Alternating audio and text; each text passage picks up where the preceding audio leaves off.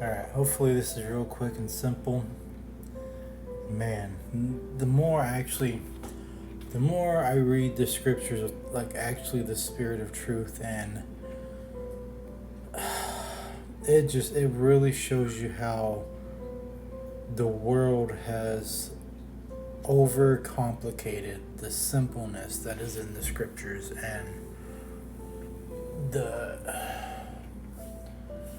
Judah and the Torah movement are one of the worst for doing this. And so this video is about Genesis 1 and 2, literally about the day dawning. And I'm just going to show you, oh man, how simple this is. And we have completely overcomplicated it. Starting in verse 1. In the beginning, God created the heavens and the earth. And the earth was without form and void, and darkness was upon the face of the deep. And the Spirit of God moved upon the face of the waters. And right here, you freaking Torah terrorists are going to say, oh, yep, darkness was first. Just listen. Verse 3. And God said, let there be light. And there was light. The very first thing he created was light.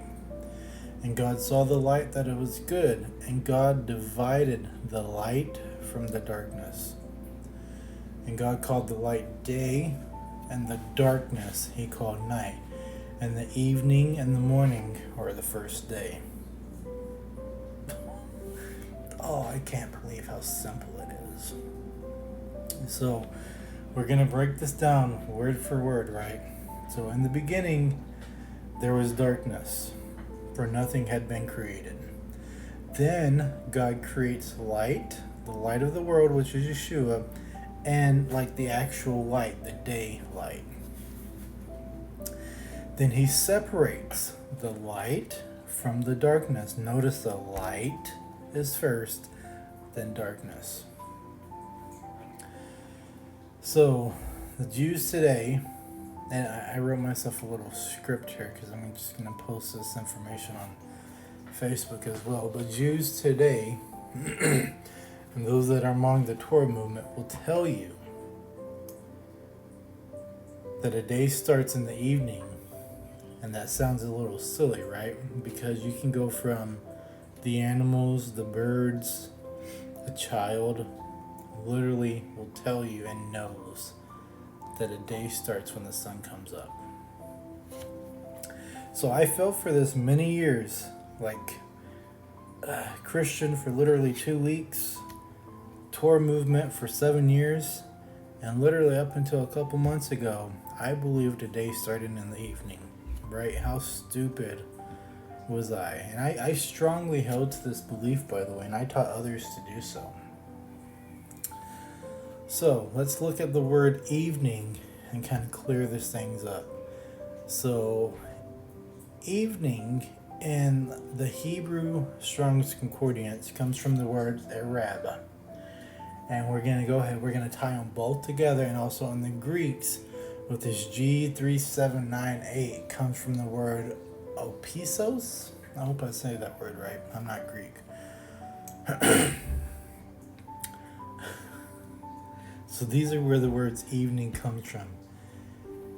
And evening literally comes from, it marks the transitions from daylight to darkness.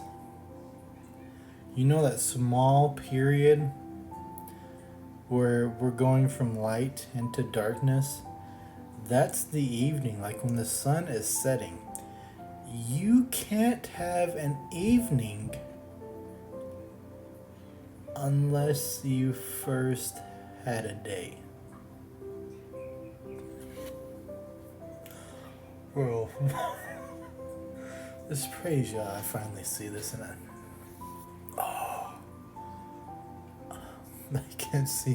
I can't believe how stupid I was. Like literally, you can't have evening because evening literal definition is the going down of the sun into the darkness.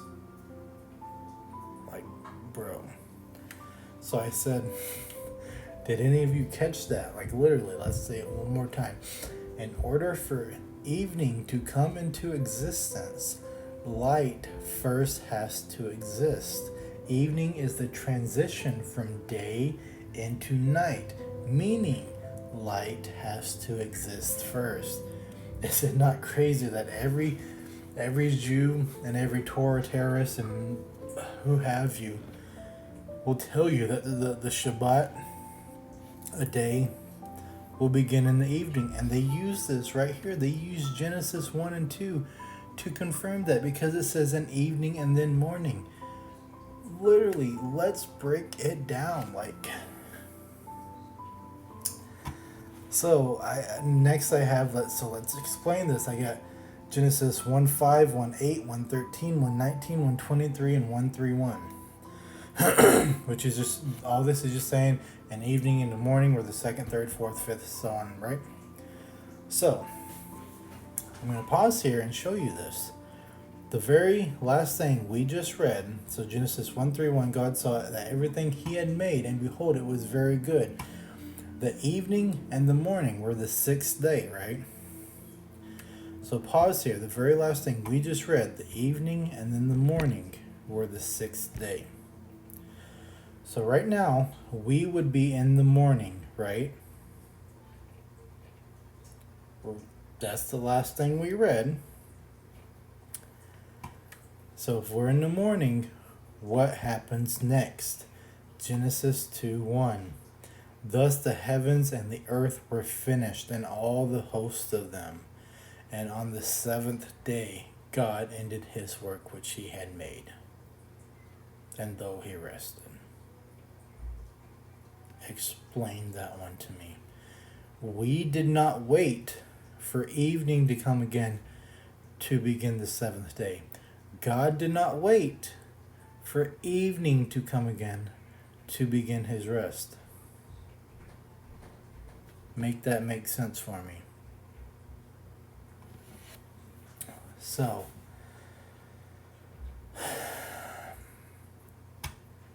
man. Now, when does God proclaim that he had ended all of his work and began to rest? Again, what I just said. Did he wait for evening? No. So how does this work? Why does it say an evening and then morning? Like, explain that to me. So it's so simple. Literally, the only reasons we don't see it is because A, our minds have been overly influenced and programmed by those around us, leading us astray, or B, we have seriously overcomplicated the simpleness in God's message.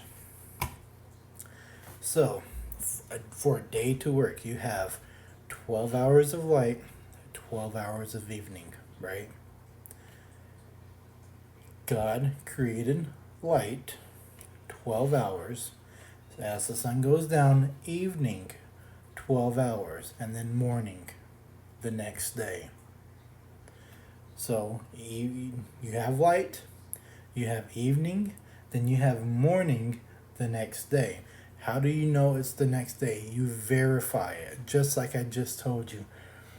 Genesis 2:1. So it was evening in the morning, the sixth day.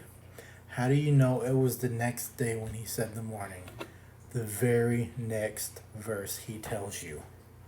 Like, bro, it's right there. So man, if that doesn't open your guys' eyes to like when a day actually begins, because you can't be in covenant unless you keep the Sabbath, right? So if you're starting the Sabbath in the evening and ending it the next evening, you're cutting the Sabbath early. Therefore, if you claim to be in covenant, you're breaking that